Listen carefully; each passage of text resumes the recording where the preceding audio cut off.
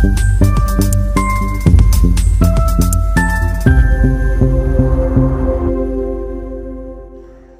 দর্পণ, বিনোদন সবার জন্য।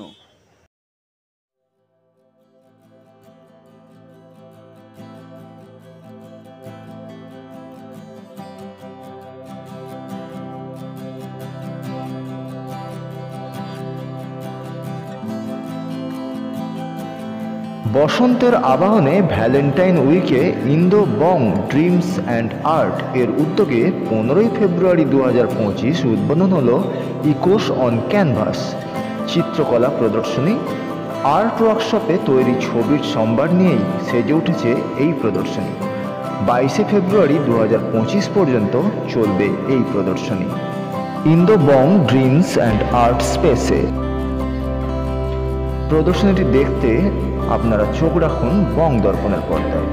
দেখতে থাকুন বং দর্পণ, বিনোদন সবার জন্য। রিপোর্ট বং দর্পণ, কলকাতা।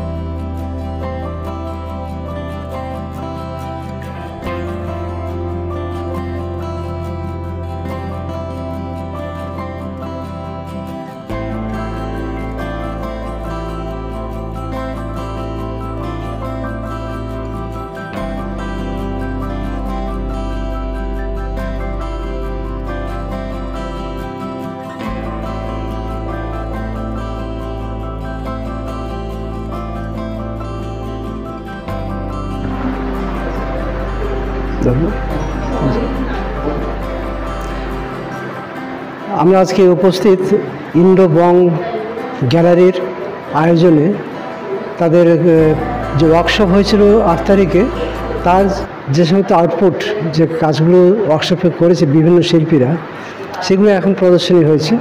আমরা সেই প্রদর্শনীতে উপস্থিত এবং এখানে বিভিন্ন ধরনের শিল্পী রয়েছেন, বিভিন্ন পরিণতির শিল্পী রয়েছে এবং একটা সমাজে যেমন বিভিন্ন মানুষ রয়েছে, বিভিন্ন বিষয় চিন্তার, বিভিন্ন ধরনের, ঠিক শিল্পীদের মধ্যেও যে বিভিন্ন চিন্তা, বিভিন্ন দৃষ্টিভঙ্গিতে দেখে ছবি আঁকে, তার একটা পরিচয় এই এক্সিবিশনের মধ্যে পাচ্ছি আমরা। এখানে বিভিন্ন বয়সের শিল্পী আছে, বিভিন্ন পরিণতির শিল্পী আছে, এবং তাদের দৃষ্টিভঙ্গি এক একটাতে এক এক রকম। তো শিল্পী যে সবসময় তার টেকনিক দিয়ে নিজেকে প্রকাশ করে তা না, তার যে উদ্ভাবনী শক্তি নানান দিক থেকে, কারণ শিল্পকে নতুন হতে হবে, তো নতুনত্বের সন্ধানে নানানভাবে তারা উদ্ভাবন করেন। যেমন র্যাফেলের যদি ম্যাডোনা ছবিগুলো দেখি, প্রত্যেকটা বিষয় এক, কিন্তু প্রত্যেকটা ছবি এক নয়। অর্থাৎ সেখানে বিশেষত্ব হলো কীভাবে এটা প্রকাশ পেল। রবীন্দ্রনাথ বলছেন যে বিষয়টা বড় কথা নয়, যে একই বিষয় 1000 বছর পুরনো বিষয় নিয়ে ছবি হতে পারে, একই বিষয় নিয়ে ছবি হতে পারে, সেটা বড় কথা না। কিন্তু আমরা তার উপর ঝোঁক দিই না। যখন ছবি দেখি, সাহিত্য দেখি, পড়ি, তখন কি বলা হলো সেটা বড় নয়, কেমন করে বলা হলো। র্যাফেলের প্রত্যেকটা ম্যাডোনা ছবির বিষয় এক, কিন্তু প্রত্যেকটা ছবি আলাদা, ইউনিক। অর্থাৎ একটার সঙ্গে একটা মিল নয়, প্রত্যেকটাই নতুন। এই নতুনত্বটা তার প্রকাশভঙ্গি।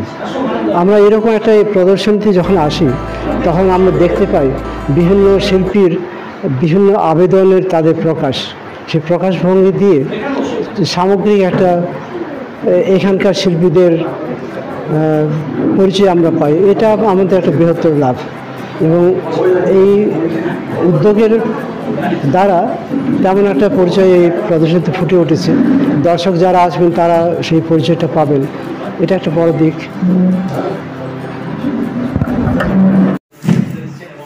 শিল্পীরা যারা এসেছেন কর্মশালায়, যারা অংশগ্রহণ করেছেন এবং যাদের তত্ত্বাবধানে এত সুন্দর একটা প্রদর্শনী এখানে চিত্রায়িত হচ্ছে। তো প্রথমে আমি অনুষ্ঠান শুরু করার আগে আজকে যে বিশিষ্ট সঙ্গীত শিল্পী প্রফুল্ল মুখোপাধ্যায় মারা গিয়েছেন, প্রয়াত হয়েছে, তো একটু 2 মিনিট তাকে একটু পালন করে নেবো নিরবতা, তারপরে আমি প্রণাম অনুষ্ঠানে যাব।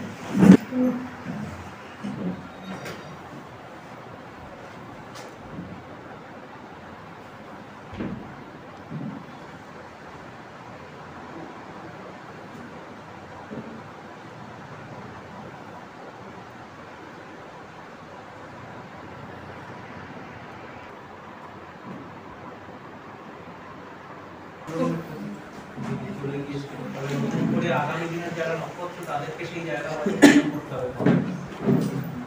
তো বাঙালি বলতে আমরা যাতে সাহিত্য জগতে বহু মানুষ আছে, বঙ্কিমচন্দ্র চট্টোপাধ্যায়, শরৎচন্দ্র চট্টোপাধ্যায় এবং বিশ্বকবি রবীন্দ্রনাথ ঠাকুর।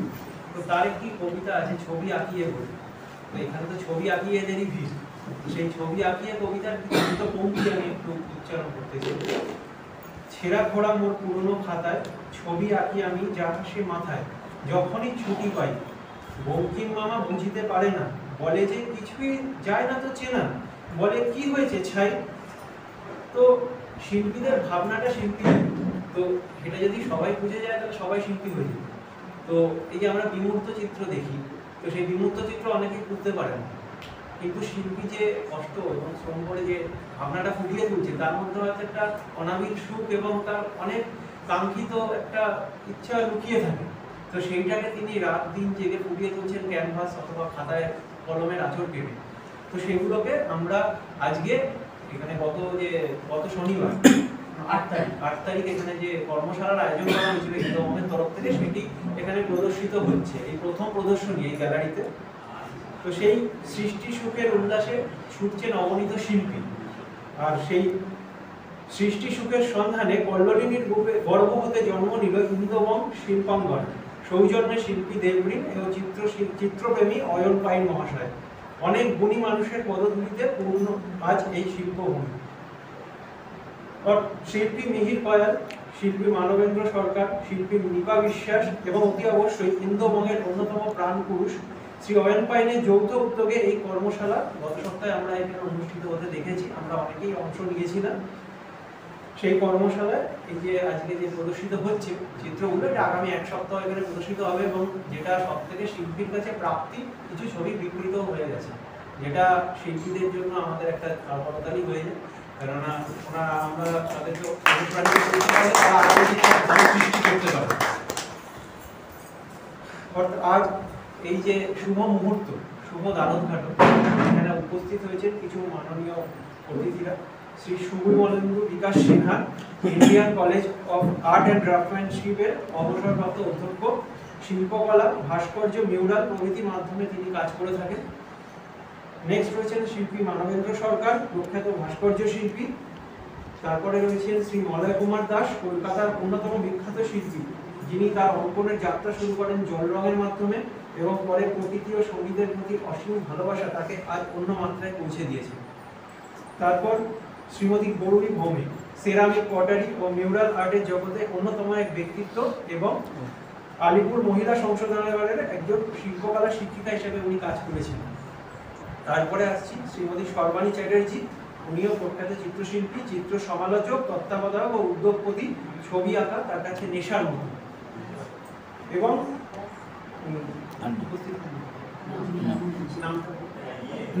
আরেকজন ছিলেন, উনি কোনো কারণে উপস্থিত হতে পারেননি। এই শুভ মুহূর্তকে সাক্ষী করে রেখে সকলে একটু বড়তালি দেবেন। আমরা চাইব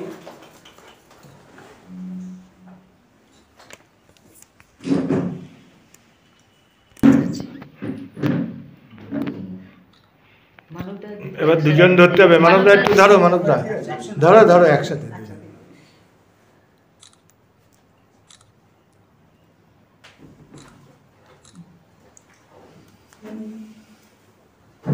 এবার সবাই মিলে একসাথে যদি একটু হাত দিয়ে ধরে তাহলে না আমি না আরে এসো তুমি তো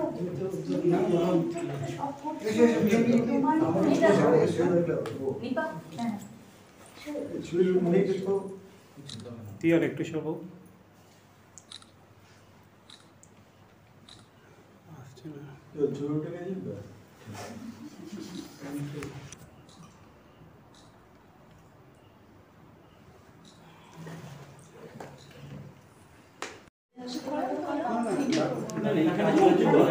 ছবি তুলতে না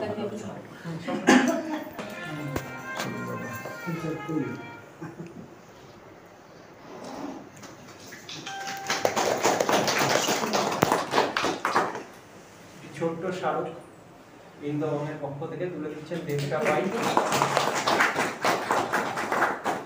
অসাধারণ একটি ভাস্কর্য।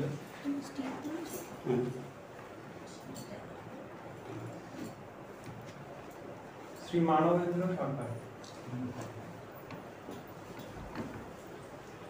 তাকে বরণ করে দিচ্ছেন শিল্পী দেবী।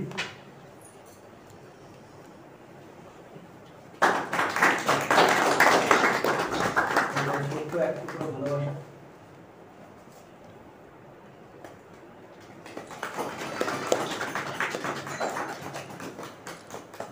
ভালো করে একটা ছবি তুলবে। তাদের কতগুলি নাম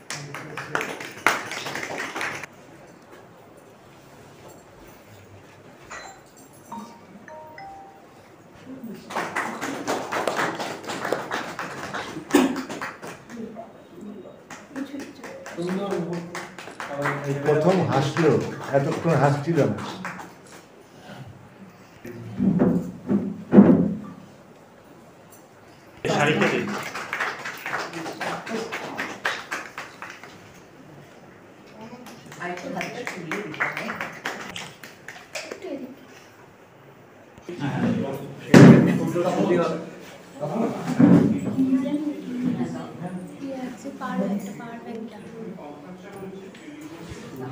সকলে নিয়ে একটু সামনে দিকে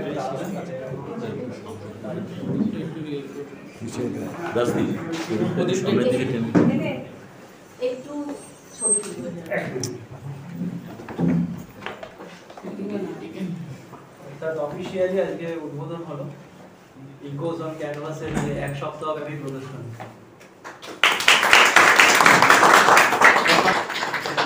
আপনারা দেখতে পাবেন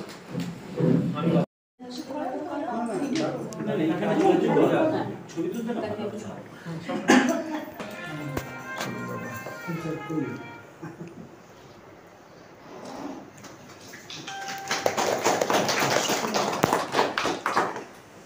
ছোট্ট স্মারক বৃন্দাবনের পক্ষ থেকে তুলে দিচ্ছেন দেবটা পাই। অসাধারণ একটি ভাস্কর্য।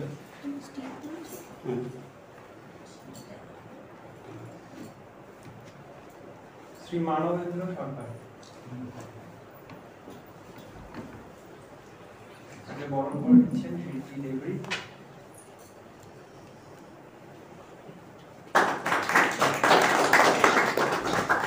ছোট্ট এক টুকরো ভালোবাসা।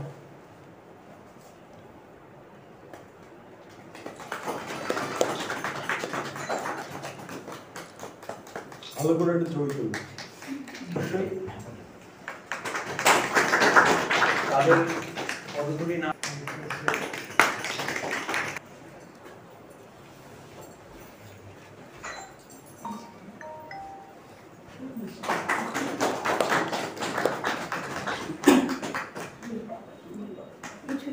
সুন্দর প্রথম হাসলো, এতক্ষণ হাসছিল না।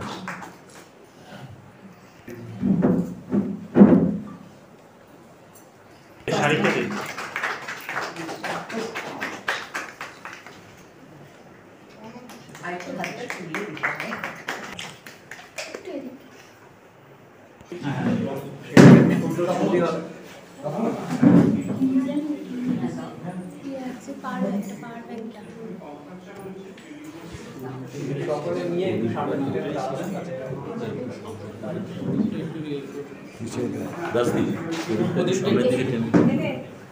একটু ছবি তুলবেন।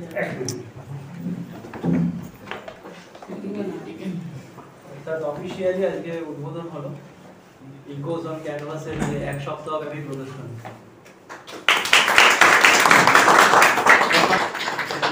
আপনারা দেখতে পাবেন তফাৎ আছে। এটা হলো অন্যগুলো নাচ গান, আমি সাহিত্যকে টেনে আনা যায়, সবই পারফর্মিং আঁকা, সাহিত্য চলতে শুধু দেখলে হয় মানে সবটার সঙ্গে সময় জড়িয়ে আছে। পারফর্মিং আর্ট, পারফরমেন্সটাই আর্ট, আর ভিজুয়াল আর্টটা জাস্ট অপোজিট। পারফরমেন্সটা নয়, পারফরমেন্সের আউটপুটটা, পারফরমেন্সের ভেতর দিয়ে যেটা উঠে। তো সুন্দরবন বলতে একটা গান আছে, আমি ফুল দেখেছি, ফুল ফুটতে কখনো দেখি। এক্ষেত্রে যেরকম অ্যাপ্রোপ্রিয়েট একটা গানের লাইন, পারফরমেন্স তো আমার গান গাইছি যখন শুনছি, এই পারফরমেন্স থেমে গেল, গান নিশ্চিন্ত হয়ে গেল। কিন্তু ছবি কে কখন আঁকছে আমরা তো জানি না, কেউ তো কোন সময় গিয়েছিল, কেমন করে গেছিল, কোথায় বসে গেছিল, কিছুই জানি না, দেখতে পাবো না, কিন্তু ছবিতে রয়ে গেছে। আউটপুটটা আসলে এটা স্থায়ীভাবে থাকে, এটা স্থায়ী শিল্প। আমাকে তিস্তা ফোন করেছিল, ফোনটা পাওয়ার পর আমার খুব ভালো লাগে। আমি শুনেছিলাম এই ওয়ার্কশপটা হবে, সেই সময় আমি একটু বাইরে ছিলাম। তো যাই হোক, এখানে এসে 8 তারিখের ওয়ার্কশপে যে ফলটা বেরিয়েছে সেটা দেখে খুব ভালো লাগছে। তার কারণ জুনিয়র সিনিয়র মিলে কাজ করার একটা ভীষণ ভালো দিক আছে। কারণ সিনিয়ররা যখন কাজ করে তখন জুনিয়ররা তাদের কাজের পদ্ধতি বা তাদের ড্রয়িং সবটা দেখে তাদের একটা অভিজ্ঞতা পায়। কারণ আমি দেখেছি আমার জীবনে 30 বছর প্রায় হয়েছে আমি এই নিয়ে কাজকর্ম করে যাচ্ছি। আমি এই কাজ করতে গিয়ে আমি ওমেন কারেকশনার হোমে দীর্ঘদিন শিক্ষিকা হিসেবে ছিলাম। মানে কিছু ঘটনা বলছি, খুব অবাক লাগবে এবং সেখান থেকে অনেক কিছু বুঝতে পারবে। যেমন আমি যখন প্রথম গেলাম, আমি ওখানে তো সমস্ত, কেউ হয়তো 7টা খুনের আসামি, কেউ হয়তো মানে তার ফাঁসি হতে পারে, এরকম ধরনের এদের নিয়ে আমি কাজ করেছি। কিন্তু তাদের ভেতর দিয়ে ছবি আঁকতে গিয়ে যেগুলো বেরিয়েছে আমি দেখে না অবাক হয়ে গেছি। অবাক হয়েছি মানে কি আশ্চর্য, যে প্রদেশে সে থেকেছে, যেখানে ক্রাইম করেছে, করে এখানে ক্রাইমটা করার জন্য এখানে সে জেলে আছে। এর করতে গিয়ে দেখায় বুঝতে পারছি সে মধ্যপ্রদেশের ছবি দেখে, তার কারণ তার যে কাজের মধ্যে যে হার্ডনেসটা আছে। এবং সে যখন স্কাল্পচার করতে গিয়েছে, যখন করছে, তখন ওদের সঙ্গে গল্প করতে করতে করতে ওর কাছ থেকে বেরিয়ে এসছে কীভাবে কী আর কি ব্যাপারগুলো ঘটছে। ঠিক সেই রকমভাবেই আমি একটি এতে কাজ করেছি। মানে এটা মেন্টাল ছবি আঁকাটা শুধু ছবি আঁকছে প্রদর্শনী, এর বাইরে কিন্তু একটা দিক আছে, সেটা হচ্ছে ভীষণভাবে থেরাপি হচ্ছে। যে নিজে ছবি আঁকছে এবং কাউকে করাচ্ছে, এটা ভয়ঙ্কর একটা শারীরিক থেরাপির মানসিক দিকটা। আমি ঈশ্বর সংকল্পের সঙ্গে কাজ করেছি, ওখানেও আমাকে নিয়ে গেছে ওরা, কিছু ডক্টররা, আমরা মিলে কাজ করেছি। সেখানে গিয়ে হুগলি ব্রিজের তলায় অবাক হয়ে যাবে, রাতের অন্ধকারে কলকাতা, আমি এরকম সাক্ষী তার সঙ্গে। সেখান থেকে আমরা মেন্টাল ডিজার্ট সমস্ত পিপলরা অনেক সময় রাস্তা হারিয়ে যায়, অ্যালজাইমার পেশেন্ট, তাদের পাওয়া যায় না, এবং বিভিন্ন জায়গায় তারা কিন্তু রাতের কলকাতায় বেরোলে দেখা যায়, এগুলো কিছু জায়গা আছে। তো সেই সব জায়গাগুলোতে আমরা গেছি, গিয়ে ওখান থেকে মানে ব্রিজের তলায় মা এবং নিউবর্ন বেবি সবে মাত্র 1 দিন কি 2 দিন হয়েছে, এবং তার পাশে কুকুর একসঙ্গে শুয়ে সহবাস করে, এরকম মানুষ কিছু আমরা তুলে নিয়ে যাই এবং পুলিশের সহায়তায় আমরা ওখানে ক্যাম্প করাই। মানে ওদের নিয়ে গিয়ে প্রথমে তো ওদের পরিষ্কার পরিচ্ছন্ন করি, মেডিকেল এতে সাপোর্টে দিয়ে আমরা ওদের করি, তারপরে আমার শুরু হয় আমার কাজ। এবং এমন এমন মানুষ যাদের কিন্তু মেন্টালি একদম তাদের কিছু নেই, এবার কথা কি চিনতে পারে না, কিছুই না, তাদের যখন বসাই এবং আমাকে যখন ডক্টররা বলে যে আপনাকে আপনি কীভাবে এনাদের থেকে কিছুটা অন্তত আমাদের রিলস দিন, যার উপরে ভিত্তি করে আমরা চিকিৎসা আরম্ভ করি। তখন আমি কি করলাম, ওদের কাছে সাদা পাতা সামনে দিয়ে দিলাম। অনেকে ভীষণ রেস্টলেস, অনেকে রেগে যাচ্ছে, অনেকে বসতে চাইছে না, এরকম প্রচুর ছিল। ওদের পেপার দিয়ে আমি বেশ কিছু মুঠো করে প্যাস্টেল রং ছড়িয়ে দিলাম। ওরা না তাকিয়ে তাকিয়ে প্রথমে দেখছে, তারপর আমি ওদের সামনে প্যাস্টেল তুলে না সাদা কাগজে বিভিন্ন কালার দিয়ে বিভিন্ন লাইন্স দিতে শুরু করলাম। ওরা ওইটাকে না অবজার্ভ করছে, করতে করতে করতে করতে দেখছি 2-1 জন হাতটাকে এগিয়ে এগিয়ে এগিয়ে রংটা টাচ করার চেষ্টা করছে। মানে কতটা থেরাপি তুমি ভাবা যায় না এটা। করতে করতে এরকমভাবে সেই দিনটা গেল। নেক্সট দিন দেখছি ওই রং দিয়ে কাগজের মধ্যে জোরে জোরে কেউ ঘষছে কিংবা এলোমেলো ফুটো ছিঁড়ে ফেলার চেষ্টা করছে, এটা করছে। করতে করতে তারপরে 3য় দিন দেখলাম ওখানে না কেউ পাকিয়ে যাচ্ছে, কেউ লাইন দিয়ে যাচ্ছে, কেউ স্ট্রেট লাইন দিচ্ছে, এরকম ধরনের বিভিন্ন রকম হাতের কাজ শুরু করলাম। তারপরে এইভাবে করে আমরা 5 দিন করালাম।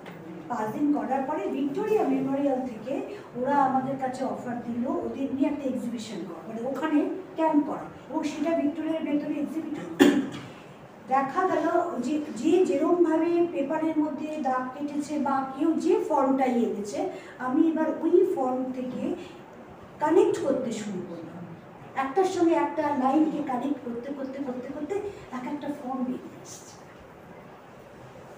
ফর্ম বেরিয়ে আসে, সে ভীষণ ভালো, মানে এত ক্রিয়েটিভ, ওদের তো কোনো নেই, কিন্তু ওদের দ্বারা কী করে এটা হচ্ছে, পুরো ছবি আসছে না, কিন্তু ভীষণভাবে। তো সেই জন্য আমি এটা কেন উদাহরণ দিলাম যে এটা একটা বিশাল বড় খেলা। দৈনন্দিন জীবনে আমরা চলতে গেলে প্রত্যেকটা ফুটস্টেপে কিন্তু আমাদের শিল্প, বিশেষ করে অ্যাডভার্টাইজমেন্ট, আমাদের খাদ্য ওষুধপত্র চলার প্রত্যেকটার মধ্যে এটা ছাড়া চলতে পারে না, জীবন চলবে না আমি বলবো এক কথায়।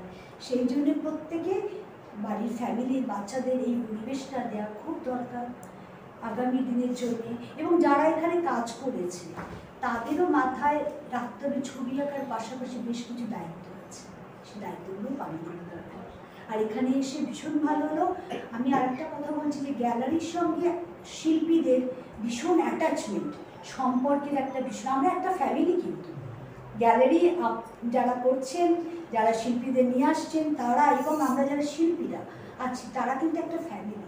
সেই জন্য প্রত্যেকের সঙ্গে প্রত্যেকে একটা টাই আপ। আমার তরফ থেকে আমি বলতে পারি, যেহেতু নতুন গ্যালারি খুলেছেন, আমার কাছে প্রায় 1000 শিল্পীর ফোন নাম্বার, অ্যাড্রেস সব আছে, আমি সেটা দিয়ে দিতে পারি। তাদের আপনারা কন্ট্যাক্ট করুন সবার সঙ্গে, সবাইকে জানান আপনারা গ্যালারি করেছেন, এটা কিন্তু সবাইকে জানাতে হবে। হ্যাঁ, ব্যাঙ্গালোর থেকে এসেছে, বর্ন অ্যান্ড ব্রট আপ, এই আর্ট জগতে যুক্ত। তো ওই কিউরেট করি, প্রমোট করি, কিউরেট বলবো না, আমি আর্ট প্রমোট করি, আর্টিস্টকে প্রমোট করি, এটাই হচ্ছে কিনা আমার কাজ। আর আমি সাউথে বেশি কাজ করি, আর যখনই কোনো শো করতে যাই তখনই আমি চেষ্টা করি আমাদের বাংলা থেকে আর্টিস্ট নিয়ে যাই ওখানটাতে, আর ওদের আর্টিস্ট, 2 আর্টিস্টের সঙ্গে অনেক কিছু শেখা যাবে, এটাই আমার বলা, আর কিছু না। তিস্তার আহ্বানে আমি এখানে এসেছি। তিস্তার পরিবারকে আমার অন্তরের শ্রদ্ধা এবং ভালোবাসা। সত্যি পরিবার সঙ্গে না থাকলে এরকম ভালো একটা এক্সিবিশন প্রেজেন্টেবল করা খুবই সত্যপার, এটা আমরা দেখেছি। আর এখানে যে সাবজেক্টটা আছে যেটা এসো ক্যানভাস। তো আমি প্রত্যেককে বলবো যে তোমরা একটা ক্যানভাসের সাথে একটা মেলবন্ধন তৈরি করতে হবে। তোমরা যখন ক্যানভাসে যখন পেন্টিং করবে, তোমাদের ক্যানভাসই তোমাদের বলে দেবে এখানে এই কালার করো, এখানে এই কালার করো।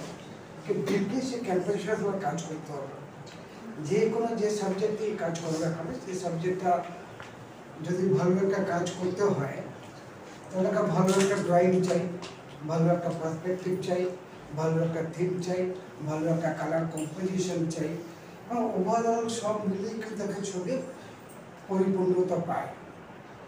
সন্ধ্যা প্রদীপ জ্বালিয়ে যখন শিল্পীরা নেপথ্যে 4 দেওয়ালের মাঝে নিঃশব্দে বিপ্লব করে ক্যানভাসে, যখন কোনো ক্যানভাস কোনো গ্যালারিতে জায়গা পায় যেন মনে হয় যেন মন্দিরে জায়গা পেয়েছে।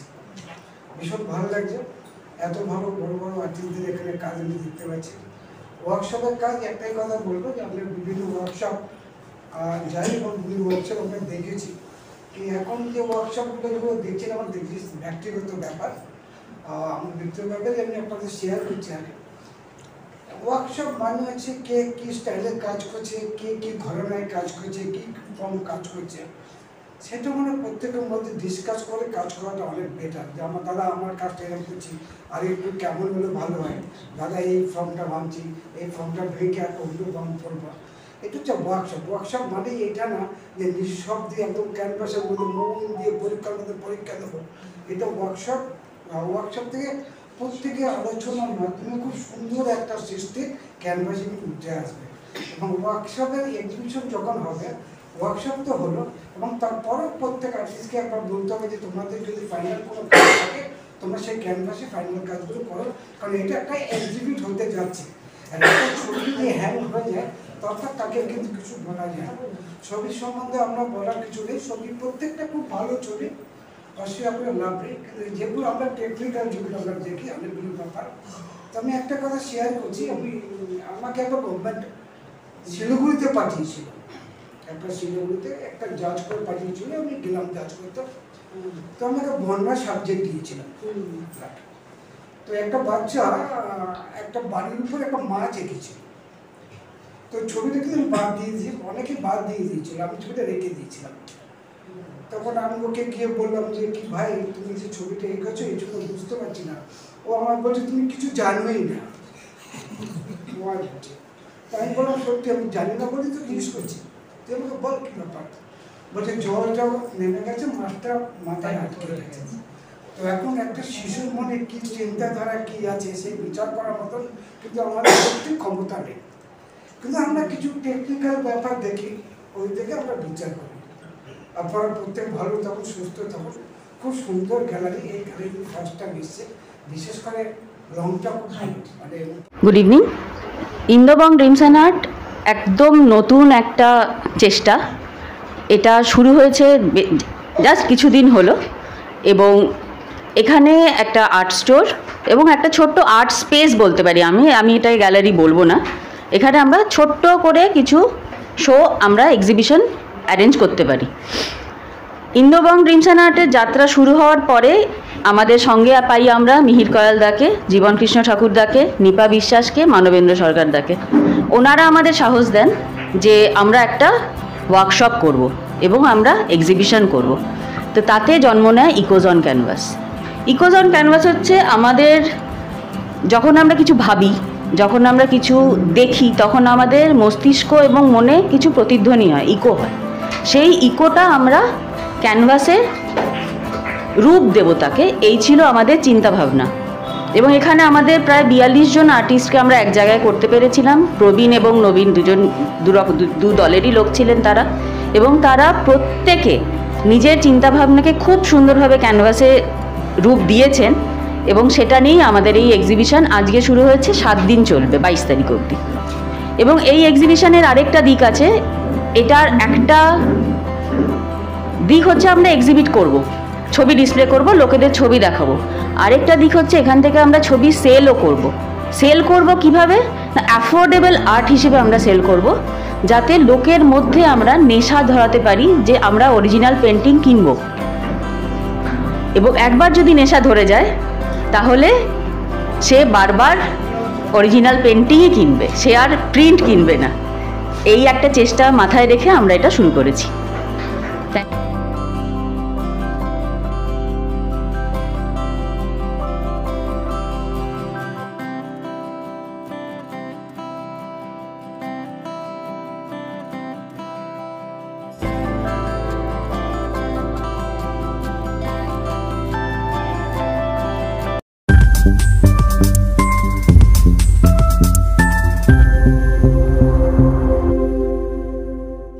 বং দর্পণ, বিনোদন সবার জন্য।